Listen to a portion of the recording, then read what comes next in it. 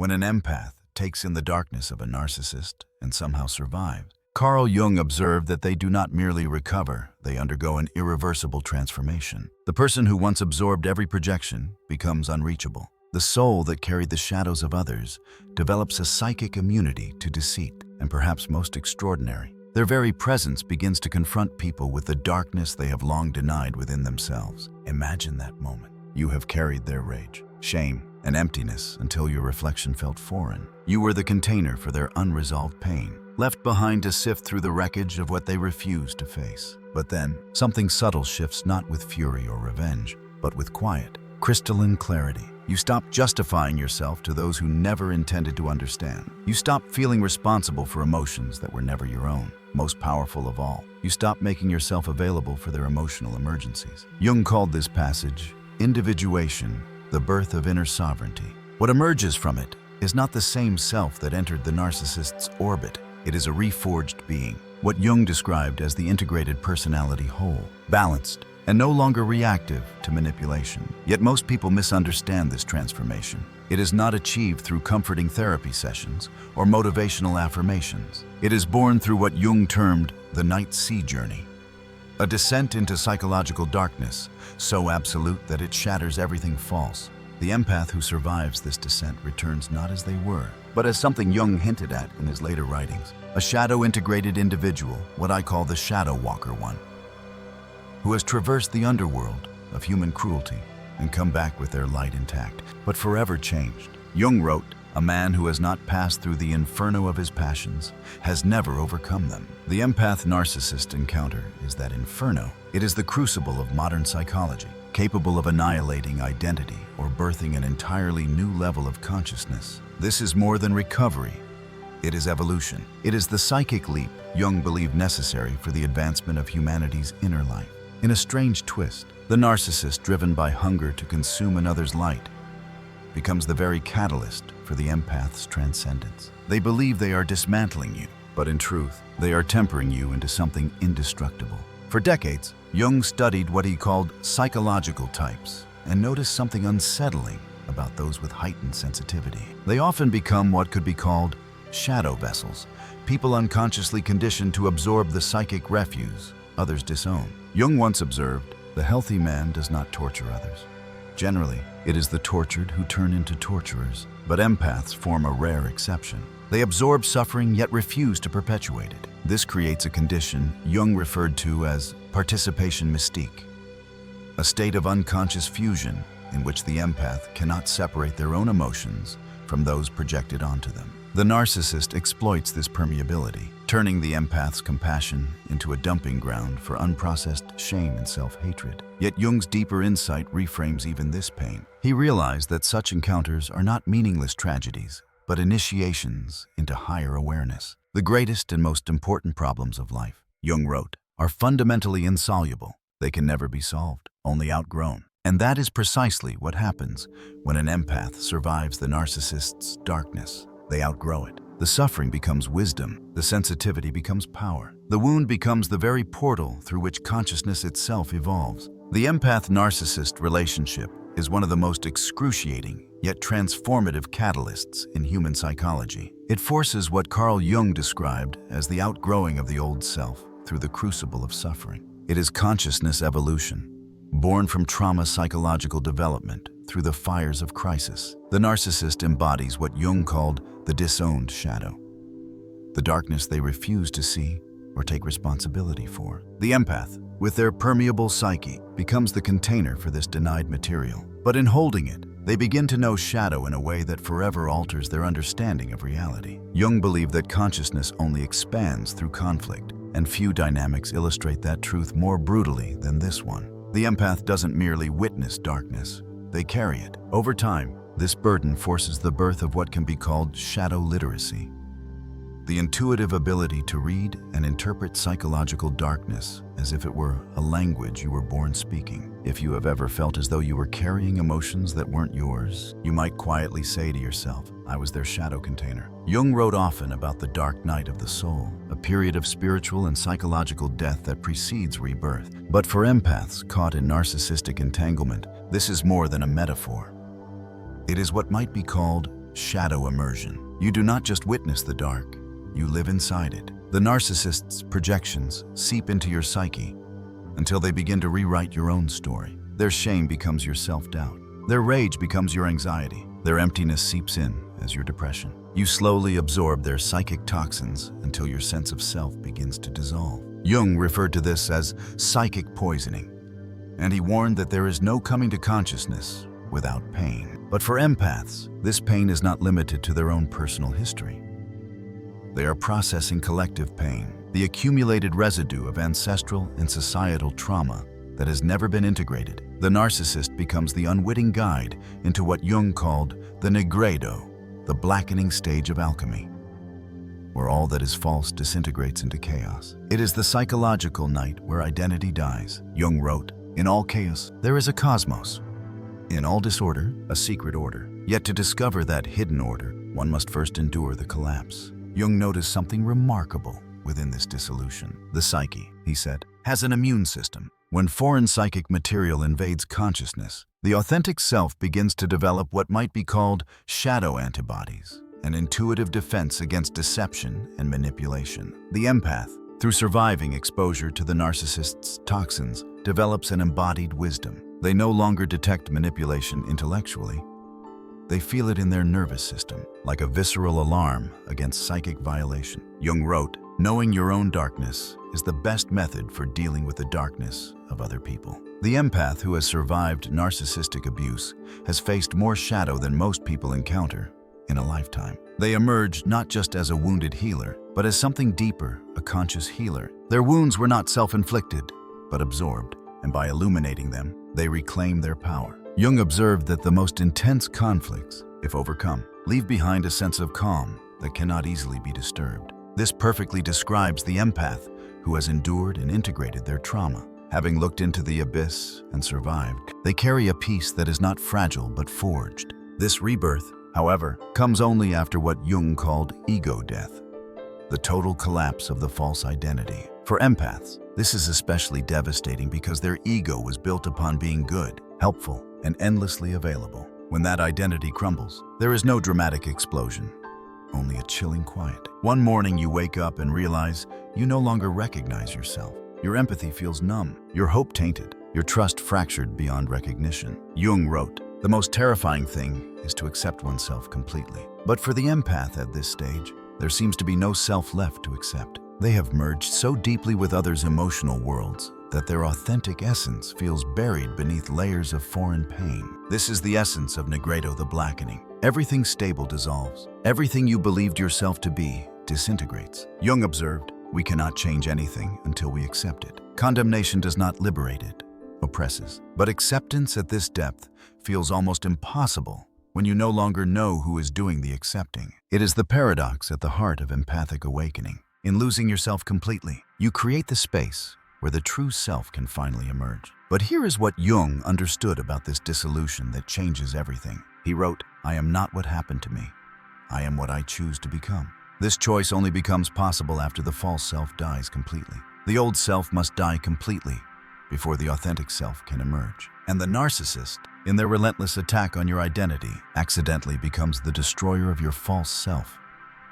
The constructed identity based on pleasing others and avoiding conflict. This is why I call narcissists unwitting shamans. They perform a psychological dismemberment that forces individuation in ways that decades of therapy might never achieve. Jung wrote, "The pendulum of the mind oscillates between sense and nonsense, not between right and wrong." The narcissist pushes you so far into psychological nonsense that you are forced to find your own sense. In this darkness, something ancient awakens. Jung called it the self, the archetype of wholeness that exists beneath all conditioning. The empath discovers they are not their trauma, not their absorbed emotions, not their compulsive giving. They are something far more powerful. Jung wrote, "The privilege of a lifetime is to become who you truly are." But for most people, this privilege remains theoretical. The empath who survives narcissistic abuse does not just understand this quote.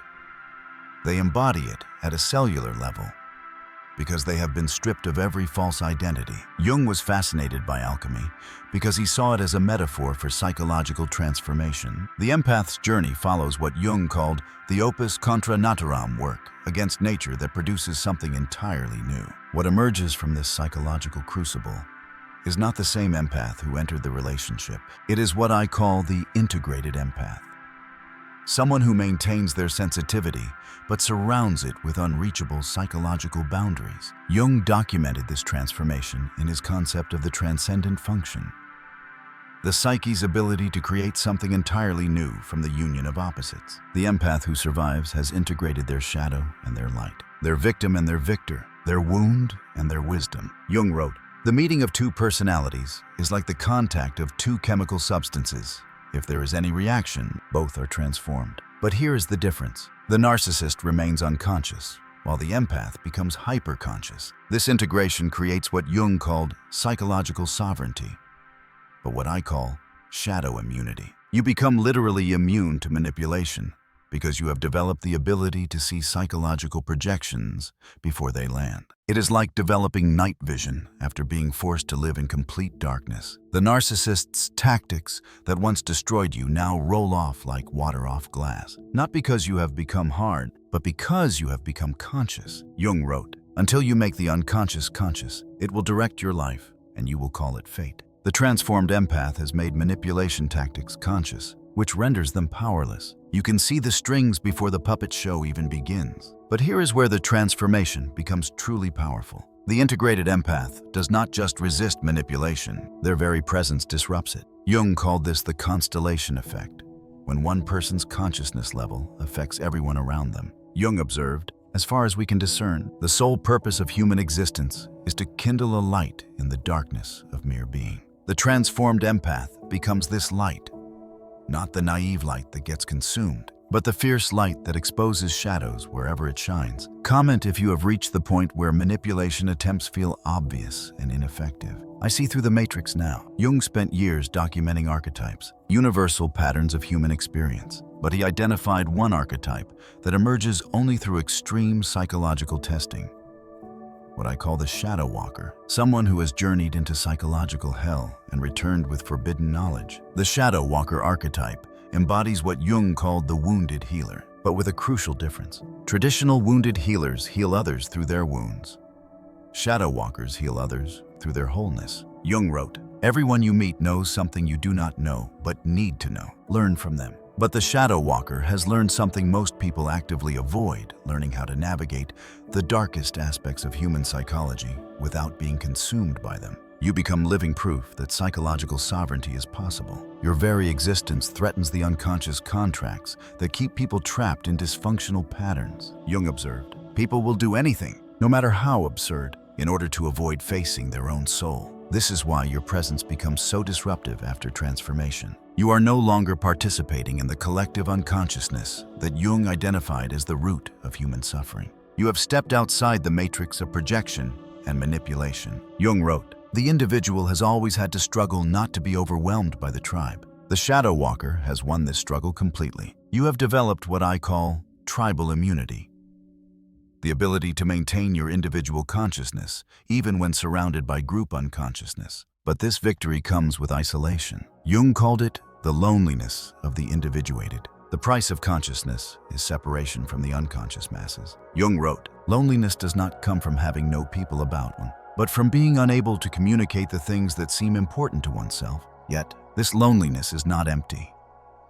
It is full of authentic self-connection that most people never experience. You discover that being alone with your true self is infinitely preferable to being surrounded by people who only see your projections." Jung observed, "To be normal is the ultimate aim of the unsuccessful." The shadow walker has transcended the need to be normal because they have discovered something far more valuable: the ability to be real. Jung discovered that highly individuated people become what I call consciousness mirrors. Their presence forces others to see themselves clearly, often for the first time. The transformed empath becomes this type of mirror, but unlike the passive mirrors they once were, reflecting back what others wanted to see, they now reflect back the truth. This creates what Jung called projection withdrawal. When people can no longer successfully project their shadow onto you, they are forced to confront it themselves. This is deeply uncomfortable for unconscious people, which explains why your transformation often triggers intense reactions from others. Some people will hate you for this mirroring effect.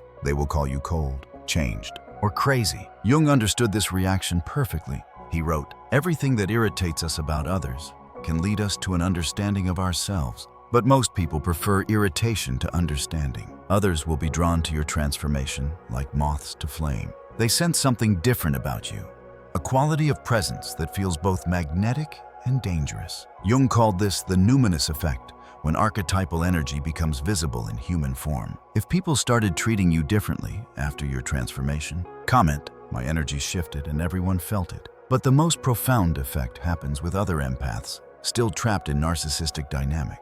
Your very existence becomes proof that escape is possible, that transformation is real, that they do not have to remain psychological prisoners forever. Jung identified a paradox in psychological development. True power comes not from controlling others, but from controlling yourself so completely that others cannot control you. The transformed empath embodies this paradox perfectly. They become incredibly powerful, precisely because they no longer need power over others. They have discovered what Jung called the treasure hard to attain, complete self-possession. Jung wrote, "You are what you do, not what you say you will do." The transformed empath embodies this principle completely. Their boundaries are not threats or ultimatums. They are simply reality. They do not announce their limits. They live them. This creates what I call paradoxical magnetism. The more self-contained you become, the more others are drawn to you. The less you need their approval, the more they seek yours. The less available you are for their emotional dumping, the more they respect your boundaries. Jung wrote, "Where love reigns, there is no will to power.